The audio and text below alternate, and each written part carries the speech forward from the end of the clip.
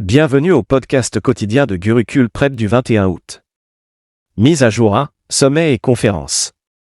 Dialogue ministériel Inde-Japon tenu à Delhi. Le 20 août 2024, le ministre de la Défense Rajnath Singh et le ministre des Affaires étrangères S. Jaishankar ont tenu le troisième dialogue ministériel 2+2 Inde-Japon à New Delhi avec le ministre japonais de la Défense, M. Kiara Minoru, et la ministre des Affaires étrangères, Madame Yoko Kamikawa, avec un accent sur le renforcement des liens stratégiques globaux et la révision de la situation dans l'Indo-Pacifique. La première édition du dialogue s'est tenue en Inde en 2019, tandis que la deuxième a eu lieu au Japon en 2022. L'Inde utilise le format de dialogue ministériel 2+2 avec très peu de pays, y compris les États-Unis, l'Australie et la Russie. Mise à jour 2, nomination. Ashok Kumar Singh prend la direction générale de l'ESIC. Ashok Kumar Singh, YAS, a pris ses fonctions en tant que directeur général de l'employé State Insurance Corporation, ESIC, relevant du ministère du Travail et de l'Emploi du gouvernement indien, dans son siège de New Delhi. Ashok Kumar Singh est un fonctionnaire YAS de la promotion 1999 du cadre du Kerala. Il a précédemment occupé le poste de secrétaire principal au département des ressources en eau du gouvernement du Kerala. Singh a une vaste expérience en matière de gouvernance et de gestion d'organisation à l'échelle des districts et des États. Il est titulaire d'un M.Phil du National Defense College, New Delhi, et est diplômé en génie mécanique de l'IIT, Kanpur. Mise à jour 3, livre. Livre sur le passé et le présent de Bhubaneswar publié.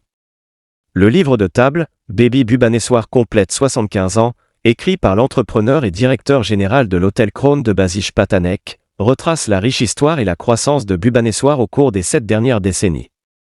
Il a été publié par une collection de personnalités éminentes, dont la romancière Pratibha Ray, le linguiste de Prasanna Patnaik, le dramaturge Anand Mohapatra, l'ancien secrétaire en chef Bijay Patnaik, l'expert en politique publique Prasanna Mishra, le propriétaire de Modern Book Depot OM Prakash et le président de la NMA, Kishore Baza. L'auteur a déclaré que le livre offre un récit photographique complet, capturant l'évolution de la ville depuis ses débuts en tant que ville administrative planifiée jusqu'à son statut actuel de ville de niveau 2 en plein essor. Mise à jour 4, Défense. Le chef de l'armée préside une réunion de haut niveau. Le 20 août, le chef de l'armée, le général Upendra Dwivedi, a présidé une réunion de haut niveau axée sur les activités de transformation en cours de l'armée indienne et sa contribution à l'atteinte de l'objectif de Viksit Bharat d'ici 2047. Selon une déclaration du ministère de la Défense, des discussions ont été tenues pour réorganiser les quartiers généraux de l'armée, les quartiers généraux des commandements et d'autres organisations critiques pour atteindre une efficacité maximale et une préparation opérationnelle.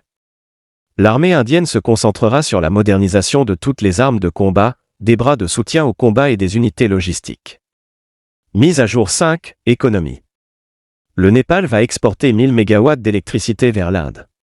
Le Népal fournira environ 1000 MW d'électricité à l'Inde, a annoncé le ministre des Affaires étrangères S. Jaishankar après de vastes discussions avec son homologue népalais Arzu Ranadeba. M.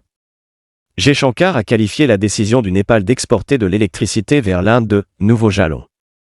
Les deux ministres ont également discuté des moyens de renforcer la collaboration dans le commerce, la connectivité et les infrastructures. Discussion sur la coopération multidimensionnelle Inde-Népal, y compris dans les domaines de l'énergie, du commerce, de la connectivité et du développement des infrastructures, a déclaré M. Jaishankar sur X. Mise à jour 6, nationale. L'Inde renforce la vigilance alors que les cas de Mpox augmentent dans le monde. Selon des sources, le gouvernement central a exhorté les autorités des aéroports, des ports et des frontières à rester vigilantes face à l'augmentation mondiale des cas de Mpox. Les responsables ont déclaré: nous avons alerté les aéroports, les ports et les frontières avec le Bangladesh et le Pakistan. 3 hôpitaux centraux disposeront d'installations pour l'isolement, comme l'hôpital Safdarjung, l'hôpital Ram Manohar Lohia et l'hôpital Lady Hardinge. Selon les sources, le ministère de la Santé de l'Union a convoqué des réunions avec des experts pour discuter de la nouvelle menace virale, qui est différente du précédent virus de la variole du singe. Mise à jour 7, nécrologie. Le général Sundararajan Padmanabhan décède à 83 ans. L'ancien chef de l'armée indienne, le général Sundararajan Padmanabhan, est décédé à Chennai, Tamil Nadu, le 19 août, selon l'armée indienne. Le 30 septembre 2000, le général Sundararajan Padmanabhan, qui a été commissionné dans le régiment d'artillerie, a pris le commandement de l'armée indienne en tant que 20e chef d'état-major de l'armée. Le général Padmanabhan a joué un rôle important dans les victoires significatives de l'armée sur les militants au Cachemire, ce qui a permis de mettre fin aux opérations. Son travail remarquable dans l'état frontalier, qui continue de faire face à des militants armés, lui a valu la médaille Ati Vishisht Seva, AVSM, après quoi il a été nommé directeur général du renseignement militaire, DGMI. Mise à jour 8, classement et rapport. L'IDE net atteint 6,9 milliards de dollars au premier trimestre de l'exercice 2025. Selon les chiffres les plus récents de la Banque de réserve de l'Inde, l'investissement direct étranger net, IDE, s'est élevé à 6,9 milliards de dollars au cours de la période d'avril à juin de l'exercice en cours, contre 4,7 milliards de dollars l'année précédente. Cette augmentation a été attribuée à une amélioration des entrées brutes d'IDE, qui ont augmenté de 26,4% en glissement annuel, YoY, pour atteindre 22,5 milliards de dollars au premier trimestre 2024 à 2025. Les secteurs de la fabrication, des services financiers, des services de communication, des services informatiques et de l'électricité ainsi que d'autres secteurs de l'énergie ont représenté environ 80% des entrées brutes d'IDE. Mise à jour 9, sciences et technologies.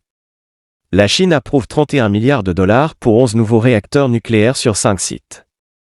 La Chine a approuvé 11 réacteurs nucléaires sur 5 sites, un nombre record de permis alors que le gouvernement mise encore plus sur l'énergie nucléaire pour soutenir ses efforts de réduction des émissions. Selon le China Energy News, contrôlé par l'État, le Conseil d'État a approuvé la construction de réacteurs supplémentaires dans le Jiangsu, le Shandong, le Guangdong, le Zhejiang et le Guangxi. Selon le journal financier Jiemian, l'investissement total pour les 11 unités sera d'au moins 220 milliards de yuan, 31 milliards de dollars, avec une construction qui devrait durer 5 ans. La Chine a plus de réacteurs nucléaires en construction que tout autre pays au monde. Mise à jour dit État. Le gouvernement du Rajasthan obtient 5,21 billions de roupies de propositions d'investissement avant le sommet. Dans les 2 semaines qui ont suivi l'annonce des dates du sommet d'investissement, Rising Rajasthan, 2024, le gouvernement du Rajasthan a reçu des propositions d'investissement totalisant plus de 5,21 lakhs crores de roupies, environ 62 milliards de dollars. Selon un communiqué officiel, le Bureau de promotion des investissements, BIP, le département nodal pour le sommet d'investissement, a reçu des offres de certaines des entreprises les plus importantes d'Inde et du monde. Ces projets ont le potentiel de générer environ 1,55 lakhs d'emplois directs.